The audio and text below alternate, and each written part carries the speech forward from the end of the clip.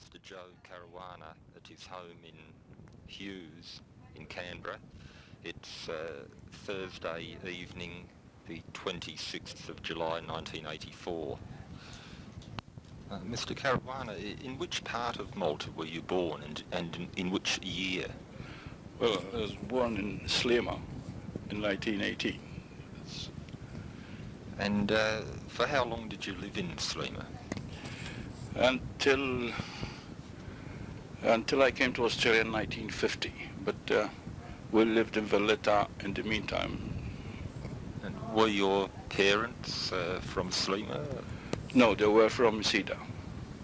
What did they do for a living? Well, my father died when he was only 37 years of age. He was in the government service, and my mother was at home, of course. I mean, she brought us up. There were three brothers, and I was the eldest. No sisters? No sisters. And how old were you when you started school in Malta?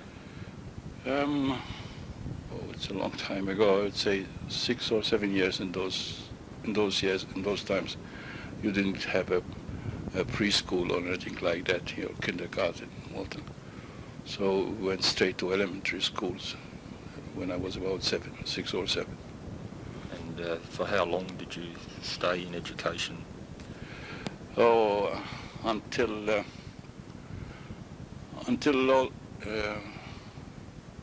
just before the outbreak of war, until 38.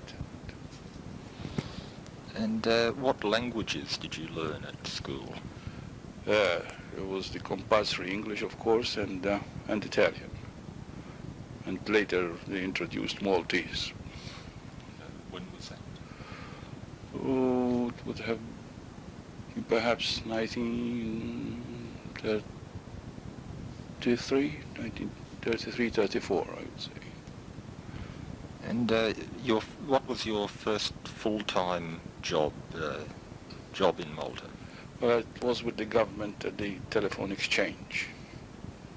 What was the position? Well, it was as a telephone operator during the war. And did you have any other jobs in Malta before coming to Australia? Well, yes, but not for any length of time. A variety of jobs, but not for any length of time. It was a sort of stepping stone until you got into government employment.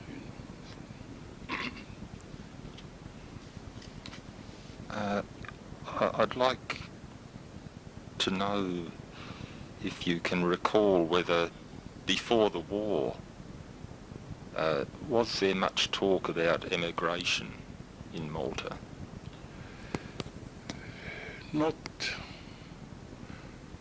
Not before the war.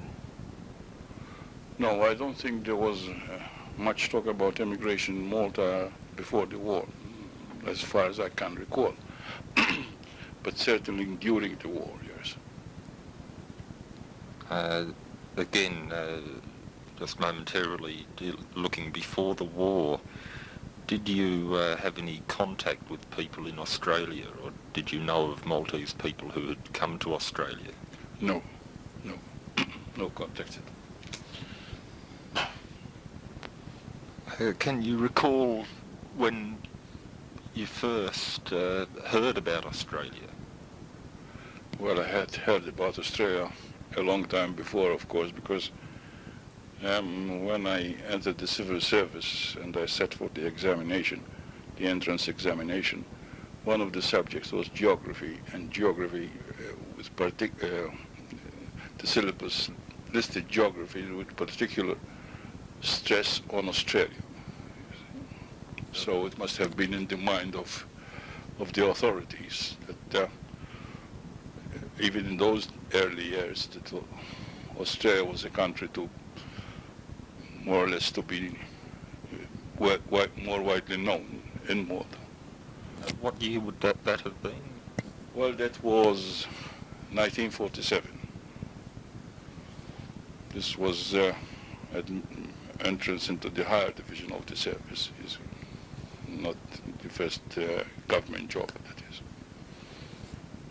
What was the image of Malta, of Australia in Malta, again, if you can recall, prior to the war period, in the early years in Malta? Well, there are only a few people of Maltese origin who has come in comparison with the present day community, the size of the community today. But all I can recall is that there are a few people who had relatives and friends living in Australia, and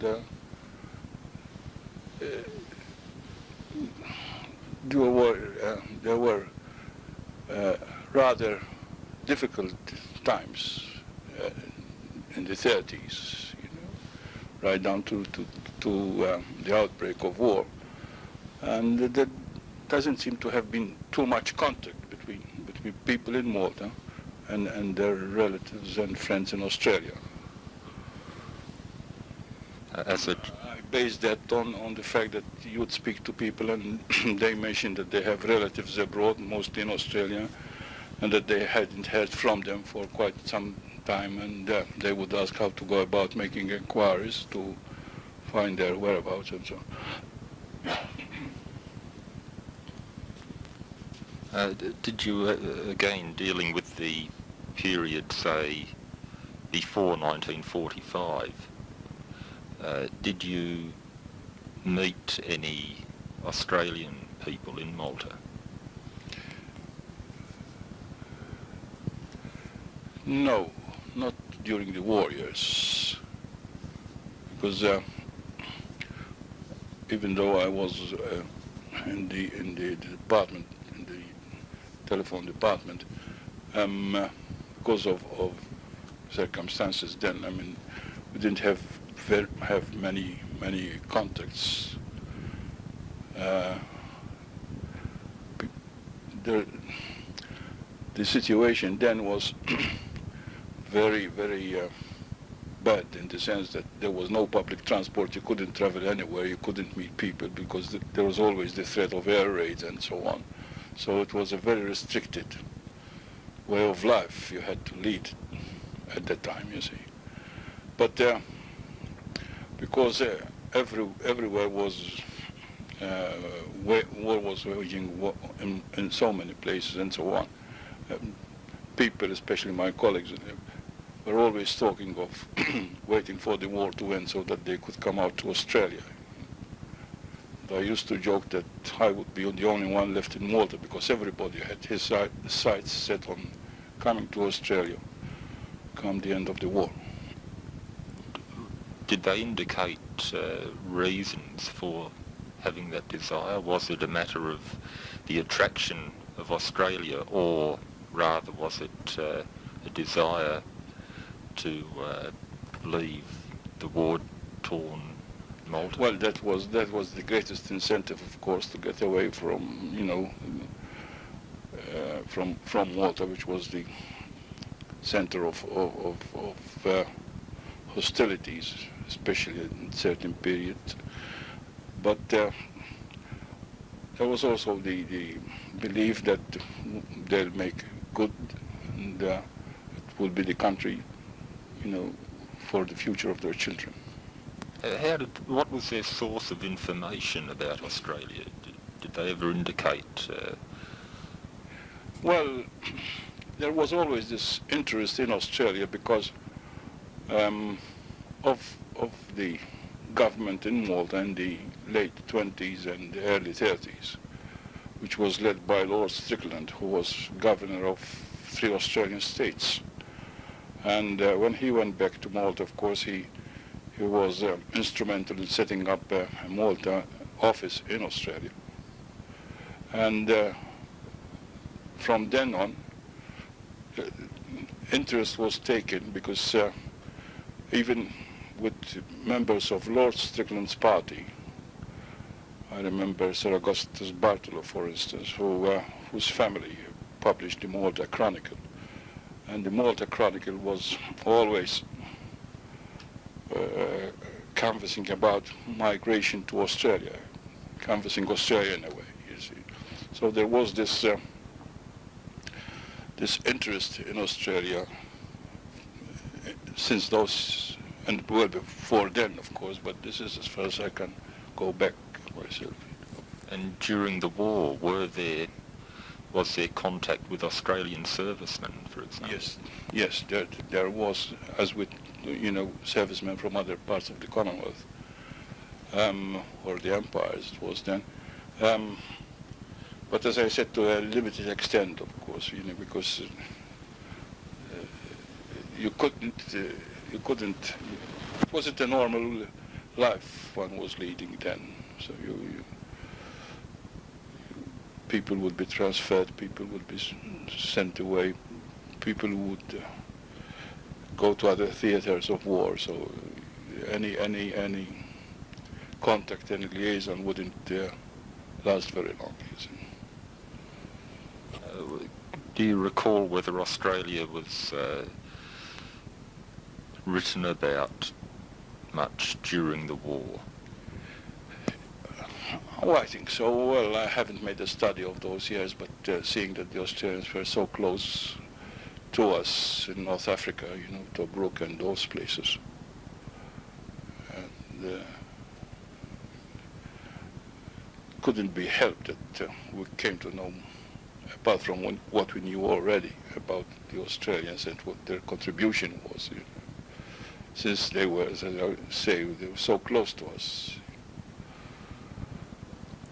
And may I ask about your own position during the war? In which part of the services were you? Well, we had conscription, but mine was classified as an essential occupation, and we're exempt from, in that part of communications, we're exempt from doing war service. So my colleagues and I joined up as special constables, but we didn't. We didn't do regular army service or military service as such. Just this voluntary organization, just like the Home Guards, the special constables, and we did our bit after working our normal job. What was the function of the special constables? Well, we had to go out during air raids, to see that people kept indoors or under cover, and that they didn't venture out into the streets until the all clear signals were given, that sort of thing. Run messages and for the police, and doing duties at police stations, answering telephones, taking messages, sending messages. It's sort of an auxiliary police force, And I'm interested to know also about the effects of the war in Malta. It's surprising, I think, how many Australians don't realise the extent of the damage. Say, immediately after the war, what were the main problems confronting the island? Main problems consisted of the first of all, the lack of supplies, the shortages. Then, of course, there's so many buildings destroyed, so much reconstruction had to take place. And there was, of course, movement toward further political development, in the sense that a couple of years after the end of the war, we had self-government restored to Malta, and that was in 1947, just 2 years after the end. So there was a quite a list of problems to cope with. But I would suppose the main problem was this question of coming back to, getting back to a normal life. Well, what about people's health? Well, of course, I mean, we are on very short rations during the war, and as a result, people's health suffered terribly. And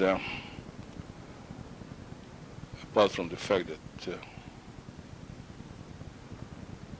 incessant bombing would have had very, very harmful results in the sense that, for instance, you have communications cut, water mains cut, and so on, and it would be all sorts of problems there. So people had to be very careful. It wasn't, for instance, always safe to drink water. There were precautions to be taken, which took, all these things took their toll of people who were being bombed day and night, and they had to spend whole days and whole nights in shelters in very awkward conditions, very bad conditions. Apart from the fact that they didn't have enough to eat. I mean, and seeing a small place like Malta being destroyed all around them, I mean, the number of casualties and the volume of damage was much higher than it was in Britain, for instance, in Coventry, proportionately. So immediately after the war, was the public mood one of, how can I put it, would there have been full employment of people working in reconstruction areas, or would there have been a strong movement for emigration immediately after the war, say in those couple of years before up to self-government? There was opportunity for increased employment in certain industries, in certain lines.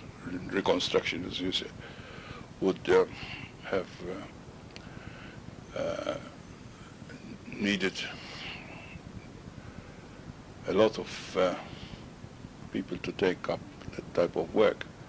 But you still had people who had been demobbed from the services and still trying to find a job. So the concept of emigration, took on a new meaning to the extent that a society, an organization was formed for prospective migrants. And I wasn't very interested in those days in what the association's activities consisted of, but obviously they were putting plans for the time when they had self-government, to come to some arrangement with Australia, some agreement with Australia with the migration over the settlement of Maltese into this country. What were the activities of the prospective emigrants organisation? Do you recall any public activities?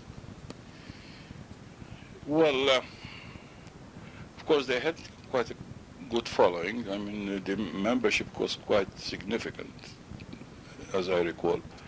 They had a very active founder and president, who was later to become Minister for Emigration and Labour in the first post-war Maltese government. John Cole, that's right. And I think their main aim was to come to some arrangements, financial and other arrangements, to facilitate the migration of people from Malta to Australia, and perhaps to other countries as well, of course. But Australia has been the foremost country when you talk of immigration. Think of Australia first. And Was there any resistance or opposition to the ideas and objectives of the organisation? Not that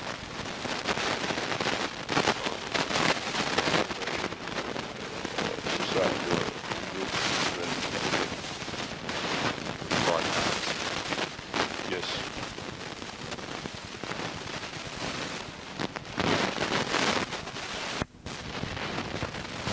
When did you personally come to Australia?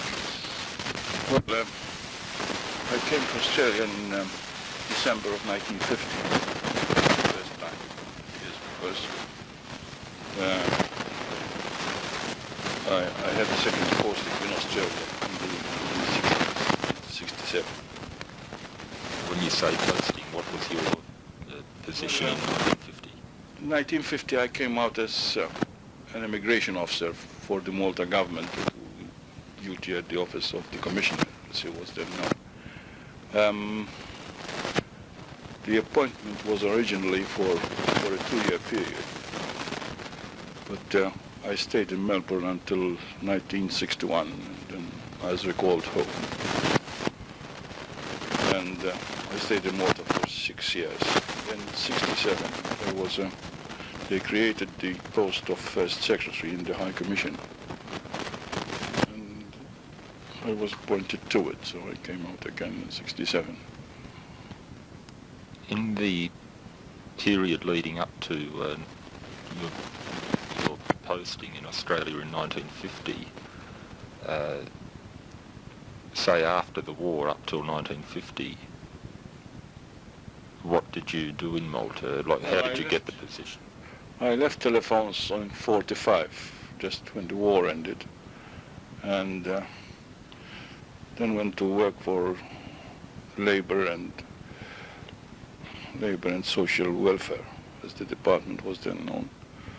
From then on, I spent some time in public relations department. They had a public relations department in those days, just after the war.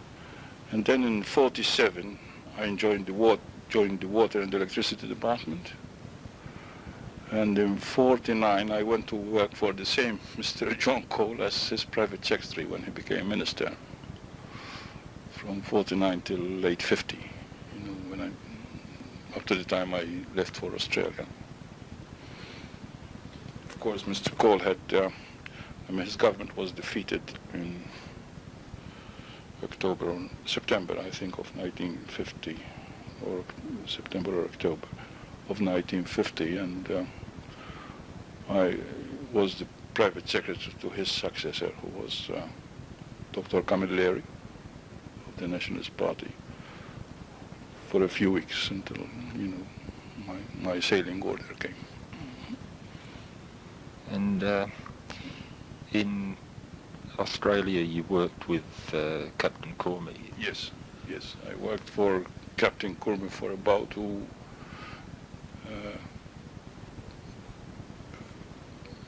about 18 months, I think. I'm very keen to learn more about Captain Cormie. It seems there isn't much written about him. Presumably you've got to know him very well. Could you tell me anything about him? Well, I knew Captain Cormie before I joined him in Melbourne, because whenever he came to Malta on duty leave or home leave, I had paid visits to my minister. I came to know him then. He was very highly thought of by both the Imperial and the Maltese government, to the extent that it was always asked when he was in Malta to come back to Australia through London and Washington, so that he could have talks with authorities and American authorities about migration from Malta and respectively. He did a great deal for the Maltese, even during the war. The Acting Commissioner since 1936, I think. through his efforts, a lot of practical help was given to Malta during the war. Money, cash subscriptions, cash donations of clothing and foodstuffs were accumulated and somehow or other transported to Alexandria, and from Alexandria sent on to Malta. He didn't confine his efforts to Australia only, but to parts around Australia, to the whole region, to the South Australia, Southeast Asian region. And of course he was a great man to work with and to learn from. This is what I can say of my short time with Captain Cormier, because I really stood to learn a lot from him in those early days. He was highly regarded in Melbourne and everyone in Australia, as a matter of fact. He was held in high esteem by the Australian authorities. If I remember correctly, he served with the Anzacs, so that was a plus, to him in his work here. He was on the Lord Mayor's Committee for Morale during the war, which meant that he had to give lectures to Australian audiences. And he was a gentleman of the old school, if I may describe him as such. Well, what do you mean by that? I'm not sure. No, he had graceful manners and he respected everybody, no matter what one's walk in life was. I mean, he observed. The dignity of his fellow men was an important point with him. Now, when you came to Australia, the assisted passage agreement had been in operation for 1 year. Is that right? It was signed in 48, but it became operative on the 1st January of 49. That might be it. Yes. So you were in Malta. Were you connected with the Department of Immigration at the time of the agreement?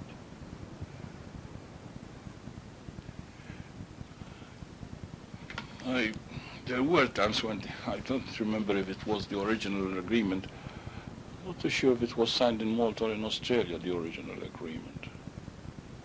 I think it was signed here by Corwell and Cormier. Actually. That's right, yes. Well, I was in Malta when the agreement came up for renewal, and we had the first time it was Hubert Topperman, who was Minister for Immigration in those days. I remember his coming to Malta to renew the agreement. This was in the 60s, was it? Yes. Before he was appointed High Commissioner to Malta, because he was the first Australian High Commissioner.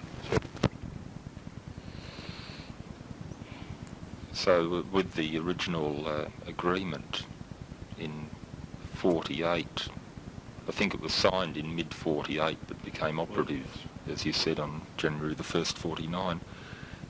Was there much publicity given to the agreement in Malta?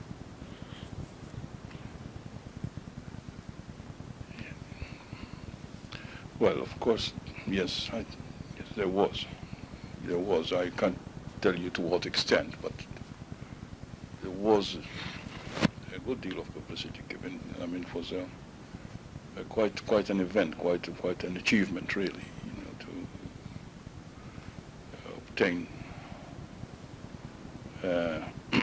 to come to this arrangement, to reach these arrangements with Australia. Yes, it was quite an achievement because it was the beginning, really, of the inception of organized migration. Many other passage assistance agreements came later with other countries and so on. For that reason, and for the fact that, as I said, the people were favor of, they saw the benefits of migration in those days. And it was a bipartisan policy. There was no problem. And there was a good deal of publicity in all that. Do you recall what the terms of the agreement were, like from the prospective immigrants' point of view?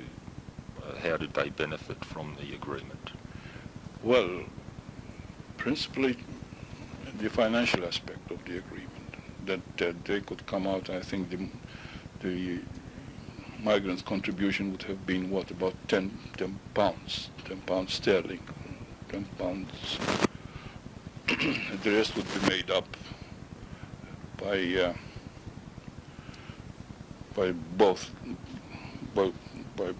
funds from both governments, you see. And in some cases, in some cases, especially for instance when you had a group nomination covering a number of people coming to work on a government project, their passages would be paid for by the Australian government. I don't remember the exact details. I mean, this has been years and years ago, but certainly an adult migrant would contribute only 10 pounds towards his passage costs. Children, 5 pounds, something like that, you see. So, would that have been, how would that have been regarded, given wage rates and so on at the time? Well, it wasn't a large sum of money by any means. Passages would have cost about 125 pounds, perhaps. So, you're only paying 10 pounds or 20 pounds for a couple, plus 5 pounds for children of certain ages. It's quite a manageable fare. Yes.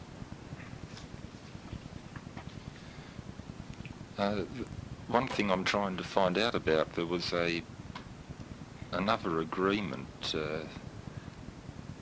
I don't think it was actually signed with Malta, but it was an agreement regarding free or assisted passages for ex-servicemen, British and Allied ex-servicemen. This was immediately after the war.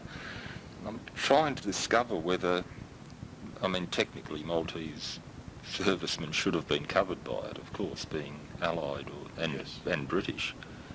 But do you know whether they were covered by that?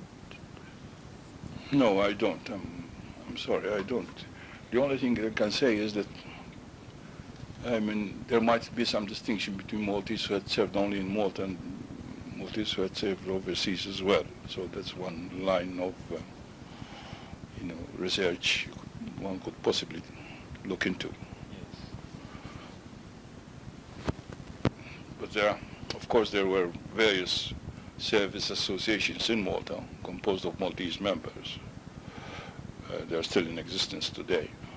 And all these things would have been taken up, with the British authorities, with the British government, and one other line of inquiry might be what would have been the attitude of the RSL here. Not so much the attitude, the rules governing the entitlement to benefits or you see, what I mean to say is that a Maltese serviceman may come to Australia and be accorded the same rights and privileges and advantages as would be a British serviceman or some Empire serviceman from some other part, some other country. Yes.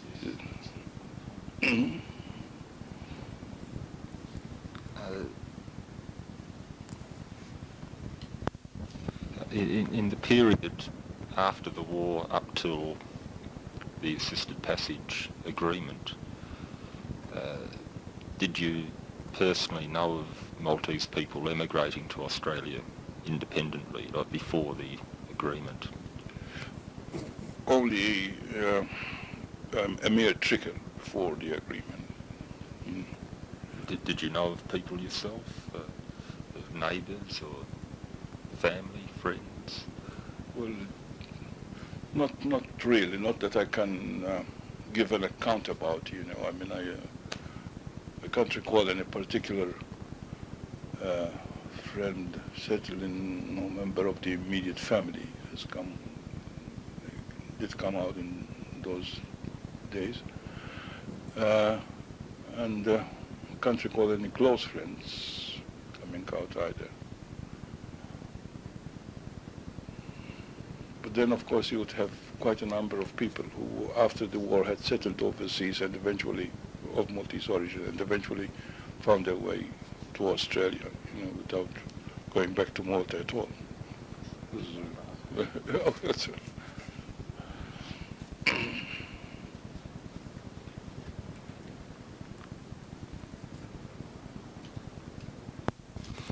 I've been told that after the assisted passage agreement, it was not uncommon for migrant ships to, the shiploads of immigrants to leave at Valletta. Thousands of people turn up to wave them goodbye. Yes. Did that sort of thing happen in the period before 1949? Again, that immediate post-war period. Were there migrant ships, in other words, calling into the harbour? No, I don't think so. All I can say is that, as far as I remember, when the passage agreement came into effect, the government started to charter boats to bring out people from Malta. And of course, then you would have quite good crowd turning up to send off each boat and so on. And I'd like to ask about your own trip out here. Did you come by boat or plane? Yes. The first time and the second time too. Yes, I came. The first time I came out on the Asturias, which was a converted troop ship, you see. And Asturias for a long time used to call at Malta, pick up a contingent of Maltese migrants to bring to Australia. When I came in 1950, she mostly had British ex-servicemen, just after demobilization, where most of them were joining Australian services, armed services here. And we were a party of just over 400 from Malta on that particular voyage. Were they from the same part of Malta? No, they were quite from all parts of Malta, really. No set pattern. Individual nominations mainly? Or? Yes, except for a group who were under contract to the South Australian government. Yes, they were going to work on a project, something to do with what was it, the name of the department? Some water authority. Oh, water supply. Water supply department or something, yes. So not all of them were headed for the same port in Australia? No.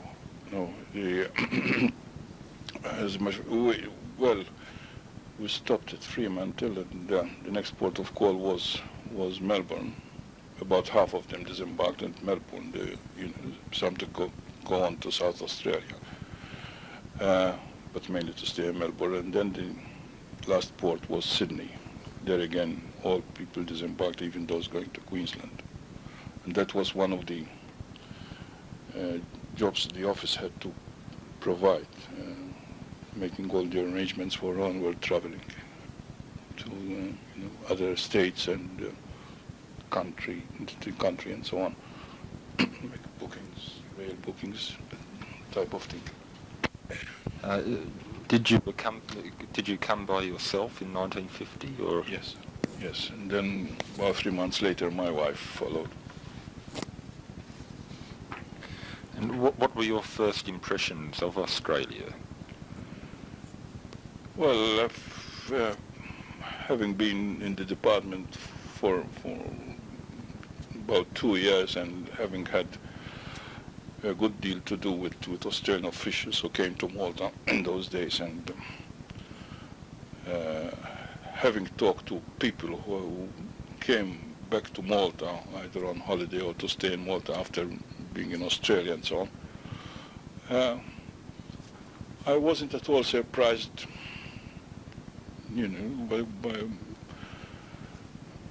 by what I saw, and it was as if you were coming to a country you already knew. This was my first impression. And we arrived in Melbourne a couple of days before Christmas, so in a way everything was very quiet. The only noticeable thing was, of course, that it was Christmas, and it was the temperature was somewhere in the century mark. But as I say, I mean, you felt at home straight away. There's no problem. So the decision to leave Malta was really a professional one rather than... It was made for me in my case, So you would not have seen the move as being permanent? No, it couldn't have been foreseen as a permanent move of any kind. I was prepared to stay only for 2 years, as the original appointment was for. And then, of course, in their wisdom, they left me here until 1961, as I said.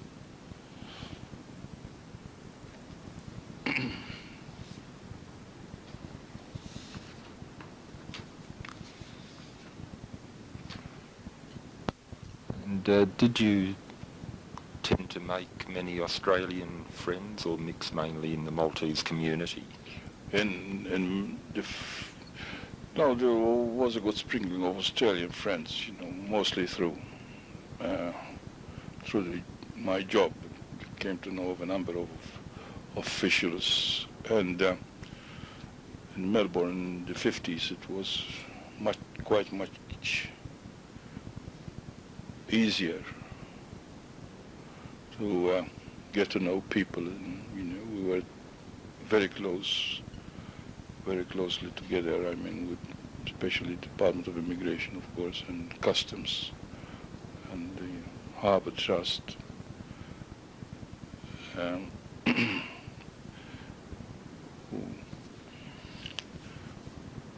Because one of our responsibilities was to meet incoming migrants, and we had a very good liaison with the departments concerned, the federal departments and state departments concerned. It worked quite well. Everything. Who was the Minister for Immigration then? It wasn't Caldwell any longer, was it? Or was it? No, Caldwell went out in 49, I think. I remember. Mr. Holt came later, I think, before Alec Downer. Sir Alec Downer was there, yes. Yes, but I don't recall if he was Caldwell's immediate successor. I can easily check. But Sir Alec Downer, of course, was he was eventually appointed High Commissioner in London in 1964. And in September of 64, he came to Malta as head of the Australian delegation for the independence celebrations. And there was his liaison officer because of my connection with Australia. Did any of the Australian government representatives visit Malta after the war, in the period leading up to the agreement? Yes, we had regular visits from London in those days. I don't think they had an office in Rome. Later they established an office in Rome, and the chief migration officer in Rome, Colonel Boyle, and his assistant, Mr. Jim Blackie, who just retired, they used to come to Malta fairly regularly to interview migrants and talk to the government about arrangements for shipping and that sort of thing. But before that, we used to have visits from officials in London, including members of, what was it called now? It was a commission, Catholic Society. Catholic Immigration Office, yes. And they had a Monsignor Nichols, who used to come to Malta, you know. And what was his name? Nichols. Mm-hmm. And Father Nichols used to come to Malta because they were already talking about getting children from Maltese institutions into institutions in Australia, particularly in the West, you know, Western Australia, Bindoon and Geraldton, those places. That was before 49, wasn't it? Yes, and after, of course.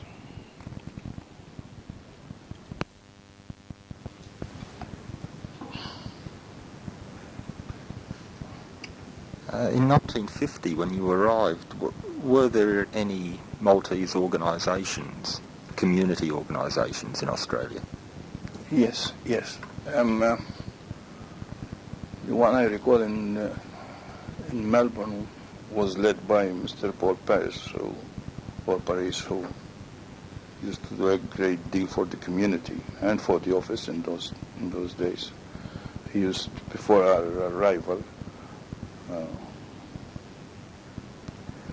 he used to work to help Captain Kurmi a great deal, organizing various functions, and also in helping the community out here, you know, through the office.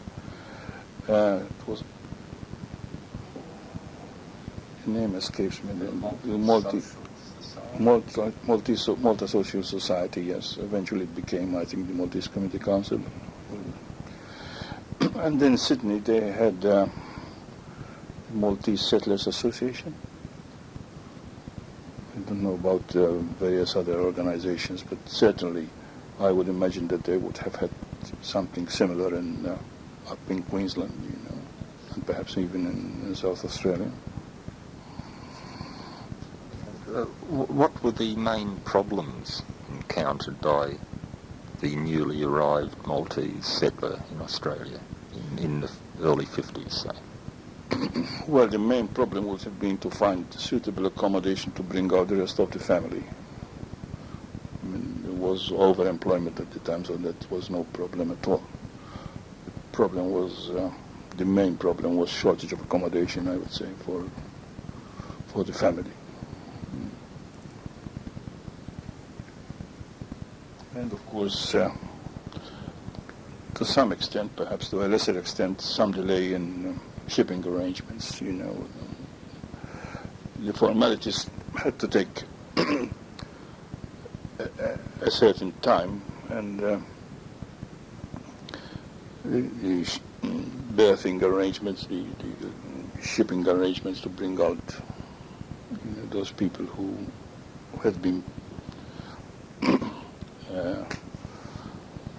examined and interviewed and passed for immigration. In some cases they had to wait for a fair while before they could get on board the boat. That raises another point, actually, that I had meant to ask you. From the Maltese end, what was the procedure for the prospective emigrant how would they go about getting their name on the list? Or Well, they had, in the first place, they had to register themselves, to register their names if they wanted to come out of Australia or go to Canada. they see your department? They would register at the Department of Immigration, yes. And then, of course, they would wait until somebody sponsored them, or until there was, if you belonged to a particular category, if you were in a certain trade group, for instance, there might be a demand for people in that capacity, in that trade group, and there would be a government nomination, which would do away with the need for personal sponsorship. It'd come under a blanket nomination. And there was that category of migrants. And then there were the dependents of people who were already here, or friends and so on. It was fairly easy to nominate somebody. I mean, all they had to do was to give an assurance of accommodation. And that was almost all that was asked of this sponsor, you see. I believe there were health checks. Well, they had to undergo medical examinations and interviews and have a clean record, police record, that sort of thing. Of course, these formalities had to be gone into. But there were no hassles in a sense. I mean, and there was no quotas or anything like that. One newspaper report I came across, I think it related to the representative of the Maltese Prospective Immigrants Organisation in London. I think his name was Ray Ferrugia, from memory.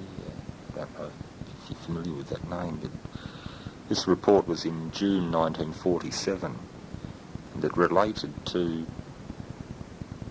an official at Australia House challenging the Maltese right to emigrate to Australia on the White Australia policy grounds. I remember reading the report. The organisation was protesting, quite rightly, of course. Were you familiar with that? Or? No. I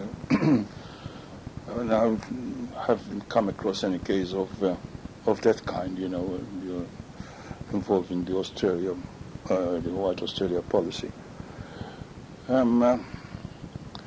What I can recall is that at some stage there was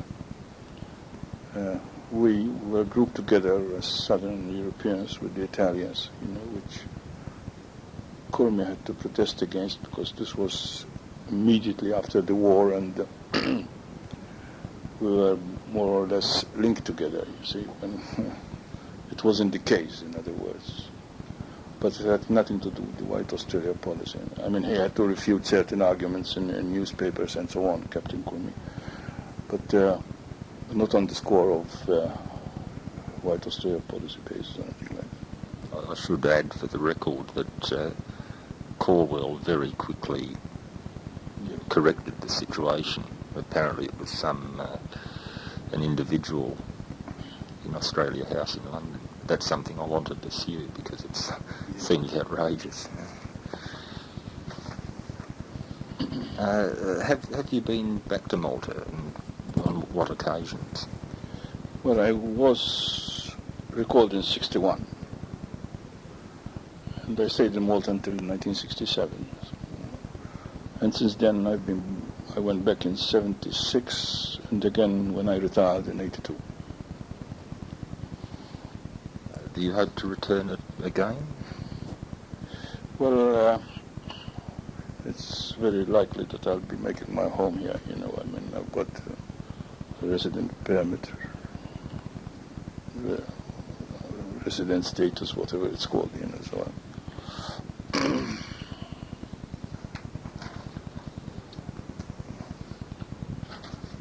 In summary, what do you think were the factors in the immediate post-war period prompting people to leave, to seek to emigrate? Well, I would say that everybody was aware that this country offered great opportunities for the future. And even people who themselves were in good, well-paid jobs decided to come out for the sake of the children. That's in a nutshell, of course. And then, of course, you have a state of affairs in which people would be coming out to join their families or their friends. I mean, at the height of emigration from Malta, you would have people, denuding a village. You see, if, for instance, you take a village of 400, 500 males, and 400 of them, 300 of them would come out. People in that village working on services, hairdressers, barbers, and so on, they would come out as well because there would be very little for them to do. In the sense that it would be very hard for them to earn a living on what is left. You see, on giving services to the people who remained. So they would pack up and come out as well. And the whole thing snowballs then. But that was the main thing was that they must have known it was, as I say, and even though there were certain times when was some unemployment, it was in 52, and you'd have a movement of people going back to Malta. But then you'd find that, in my experience, those people who would say they couldn't get used to living in Australia, couldn't get settled, and they'd go back to Malta. Fully 90% of those who went back to Malta eventually found their way back to Australia.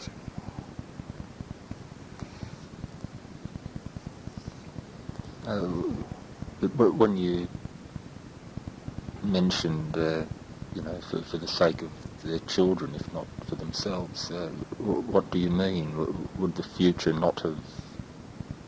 How was the future viewed, do you think, by the Maltese people who did emigrate? Well, the point is that if you start making comparisons, for instance, in Malta, if you want to join the government in those days or join into one of the public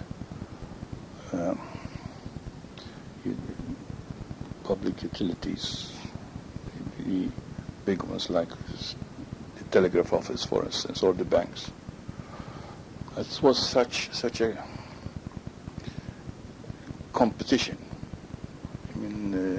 I'll give you an example. When I sat for the admission, the civil service entrance examination, there are 77 of us, you see, and there are only 12 positions. And they set such a high standard that there are only 6 of us who go through to fill 12 positions. That was a good year because it was immediately after the war when there were no exams before. But normally, when you have examinations regularly, you'd have hundreds of applicants for a few jobs. And even if you qualify, and you are not called up within the 12 months until the next examination is held, you have to sit again, that sort of thing.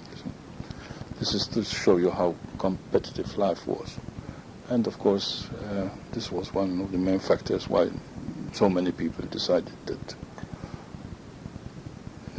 shouldn't be, their children should have a different future, more opportunities than. Yes, more opportunities is what every people often mention, that word opportunities. Regarding the future of the Maltese community, given that the Maltese language is central to Maltese identity in Australia as elsewhere, do you think that the children and grandchildren of the Maltese-born settlers will carry on the Maltese, language and traditions and identity? That's a very difficult question to answer. What I can say is that I know some of the older Maltese are doing all they can to preserve our language and to have it taught in schools in Australia. There are some people who are quite energetic and active about it. And the response is not too bad. I mean, these night classes or whatever form these studies take, they seem to be attractive enough to attract even Australians to especially Australians who are involved with Maltese in many ways, to see if they could master the Maltese language. But it has to be a very big effort to see that the younger generation of Maltese, still show an interest. They certainly feel patriotic in a sense. I mean that when you mention Malta, even most of them haven't been to Malta or left Malta at a very tender age and so on. They still feel sentimental about Malta. But whether they'll persist in preserving the Maltese language is another thing altogether. I suppose a lot depends on the parents themselves. For instance, I had 6 children born in Melbourne, so I had no qualms about their ability to speak English because they went to Australian schools and they had Australians for schoolmates. So my wife and I always insisted on speaking Maltese to them. And when we went to Malta, they had no problem with the language at all. And even today, they are now, I've got 2 boys who are in their 30s. They've received most of their education in Australia. They've graduated in Australia. They could speak Maltese as fluently as I do. Simply because, I speak to my wife in Maltese if they're present, and I speak to them in Maltese. It's for them to answer in either language if they want to, but I make sure that they understand what I say when I speak to them in Maltese. Wife? Yes.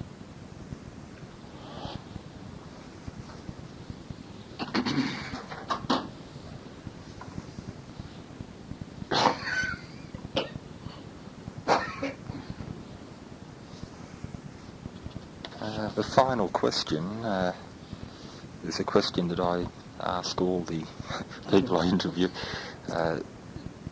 Would you regard yourself as Maltese or Australian? Well,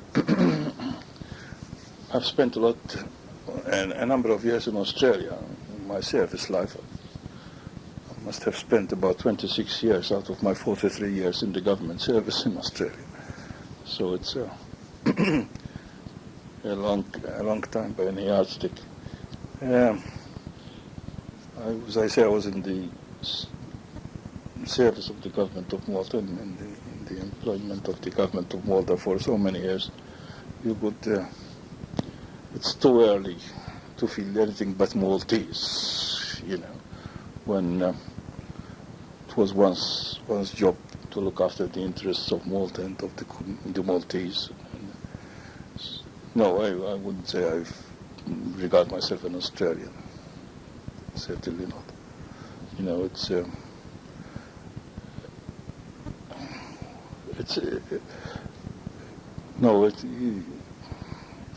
say I am Maltese. I mean, I haven't taken out Australian citizenship or anything like that. Thank you. There was one other thing I just thought of. Could you briefly